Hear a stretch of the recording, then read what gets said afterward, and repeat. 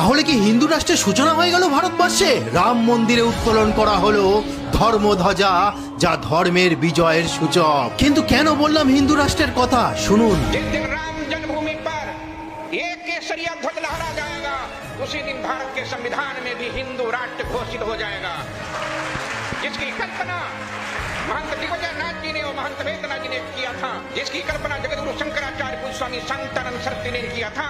कल्पना भी 2024 के बाद भारत को साकार रूप में दिखाई देगी। বন্ধুরা, এই মন্দিরে ধ্বজা উত্তোলন এটা কোনো সাধারণ অনুষ্ঠান নয়। আমাদের সনাতন ধর্মের বিভিন্ন পুরাণে, রামায়ণ, মহাভারতে এই ধর্মধ্বজার মাহাত্ম্য বর্ণিত আছে। রামায়ণের মধ্যে ভগবান শ্রী রামচন্দ্রের সাথে যখন রাবণের ভয়ঙ্কর যুদ্ধ হচ্ছে, ভগবান শ্রী রামচন্দ্র প্রথম তার রথের ধ্বজাটা নামিয়েই ধর্ম বিজয়ের সূচনা করেছিলেন। বন্ধুরা, বাল্মীকি রামায়ণের যুদ্ধকাণ্ডের 107তম স্বর্গের 11 এবং 12 নম্বর শ্লোকটি দেখুন, যেখানে ভগবান শ্রী রামচন্দ্র রাবণের ধ্বজা লক্ষ্য করে তিনি বিশাল সর্পতুল্য অসহ্য তেজদীপ্ত তীক্ষ্ণ বাণ নিক্ষেপ করলেন।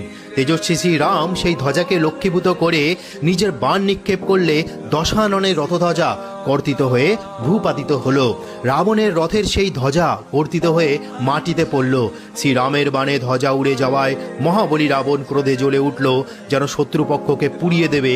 ক্রোধের বশীভূত হয়ে সে বাণ বর্ষণ করতে লাগলো। এরপরই ভগবান শ্রী রামচন্দ্রের সাথে রাবণের ভয়ঙ্কর যুদ্ধ হয় এবং বিজয় হয়ে যায় ভগবান শ্রী রামচন্দ্রের। তাই আমাদের সনাতন ধর্ম অনুসারে ধর্মের ধ্বজা যখন ভূপাতিত হয় তখন তার পরাজয় নিশ্চিত, কিন্তু যে ধর্মের ধ্বজা উত্তোলন করা হয় সে ধর্মের বিজয় ঘোষণা, বিজয় সূচনা শুরু হতে থাকে। বন্ধুরা, শাস্ত্রে বর্ণিত আছে, যেখানে এই ধ্বজা উত্তোলিত হয় সেখানে দেব শক্তি জাগ্রত হয়ে যায়, অশুভ শক্তির বিনাশ হতে শুরু করে আর ধর্মের বিজয় ঘোষণা করা হয়। এই ধর্মধ্বজার কেশরী এবং গেরুয়া মানে ত্যাগ, এই গেরুয়া মানে শক্তি, গেরুয়া মানেই হলো ধর্মরক্ষা, আর তার মাঝখানে জল জল করছে আমাদের সনাতন ধর্মের পরম ব্রহ্ম ওম, জয় ব্রহ্মাণ্ডের প্রথম শব্দ, যেটি সৃষ্টির মূল শক্তি। তাই এই রাম মন্দিরের 500 বছরের লড়াইয়ে শুধু আমাদের ধর্ম ধ্বজা উত্তোলন করা হয়নি বন্ধুরা, এটি আমাদের ভারতের প্রত্যেকটি হিন্দুর আত্মপরিচয়, আমাদের সংস্কৃতি, আমাদের আধ্যাত্মিক শক্তির পুনর্জাগরণ করা হয়েছে।